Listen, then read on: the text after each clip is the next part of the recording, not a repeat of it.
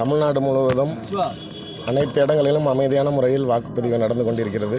மக்களிடம் மிகவும் பெரிய எழுச்சி காணப்படுகிறது. அனைவரும் கண்டிப்பாக வாக்களிக்க வேண்டும்.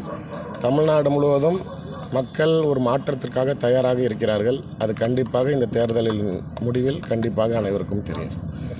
400 இடங்களை பெற்று மீண்டும் 3வது முறையாக பாரத பிரதமர் அவர்கள் கண்டிப்பாக 3வது முறையாக ஆட்சி அமைப்பார்.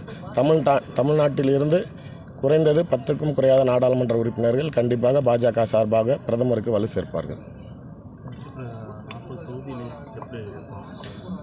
இல்லை, கண்டிப்பாக திராவிட கட்சிகள் இப்போ திருச்சி முதற்கொண்டு கூட எந்த கட்சி வேட்பாளருமே வாக்குக்கு பணம் கொடுப்பல. ஆனால் மதிமுக துரை வைகோ மட்டும்தான் பணம் கொடுத்துருக்காருன்னு சொல்கிறாங்க.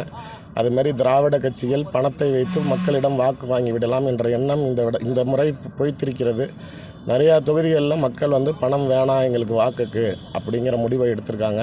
பாரதிய ஜனதா கட்சியும் தமிழ்நாடு முழுவதும் எந்த இடத்துலையும் வாக்குக்கு பணம் கொடுப்பதாக இல்லை என்ற மாநில தலைவர் சொல்கிறது போல் எல்லா இடத்துலையுமே சரி, மக்கள் மாற்றத்தை வேணும் என்றால் பணம் வாங்காமல் வாக்களிக்கணும், கண்டிப்பாக வாக்களிக்கணும்.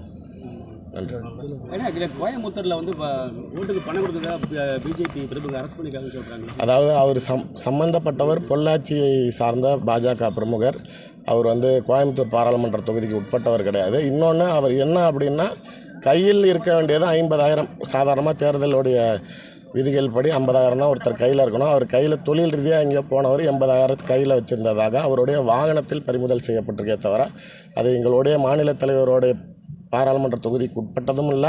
அது தனிநபர் எங்கேயோ பணத்தை கையாளக்கூடிய வகையில் நாளைக்கு தேர்தல் ஆணையம் கையகப்படுத்தியிருக்காங்க. அது வாக்காளர்கள் கொடுக்க வேண்டிய எண்ணத்தில் தமிழ்நாடு முழுவதும் நாங்கள் அந்த எண்ணத்திலையும் இல்லை, அந்த மாதிரி எங்கே செயல்பாடுகளும் இல்லை. கோயம்புத்தூர் ஜிபே மூலியமாக பணம் கொடுக்குறதா திமுக அது இன்றைக்கி தேர்தல் அறிக்கையில் அப்படி கொடுத்துருக்குறாங்க. நாங்கள் சார் இவங்களே இவ்வளோ தெளிவாக நாளைக்கு நோட்டை கொடுக்குறப்ப நாங்கள் மட்டும் லூசு மாதிரி யாராவது போய் ஜிபே கொடுப்பாங்களா? கொடுக்கணும்னு முடிவு பண்ணிட்டா எப்படி வேணாலும் கொடுக்கலாம். அதை நாளைக்கு அமைதியாக நாங்கள் நாளைக்கு நோட்டில் கொடுத்துட்டு போனால் சத்தமே இல்லாமல் இருக்கும். நானே பல இடங்களில் கோயம்புத்தூரில் பிரச்சாரம் போனப்போ என் கண்ணு முன்னாடியே பூத் ஸ்லிப் கொடுக்குறோன்னு திமுககாரங்க வீடேறி பணம் கொடுக்குறாங்க. அதெல்லாம் நாளைக்கு தேர்தல் ஆணையம் கைகட்டி வேடிக்கை பார்த்தது. அதிகாரிகள் நாளைக்கு தேர்தல் சமயத்தில் மாற்றப்படவில்லை.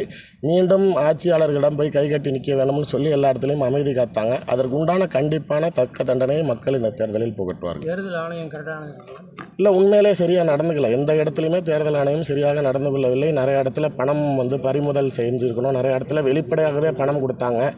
நாளைக்கு திமுகவை சார்ந்தவர்கள் கொடி கட்டிட்டு போனால் கூட நாளைக்கு வாகனங்களை தடுப்பது கிடையாது. நிறையா தொடர்ச்சியாக செய்திகள்லேயே பார்த்தோம். சட்டமன்ற உறுப்பினர்கள் காரை சோதனையிடுவதில்லை. இது மாதிரியான தொடர்ச்சியாக தேர்தல் அதிகாரிகள், ஏன்னா அதிகாரிகள் எல்லாமே தமிழ்நாடு அரசை சார்ந்தவராலும் மாற்றப்படவில்லை தேர்தலை ஒட்டி. அதனால் அங்கேயே இருந்தவர்கள் அங்கே இருக்கக்கூடிய அமைச்சர்களுக்கு சாதகமாக செயல்பட்டார்கள் என்பது உண்மை.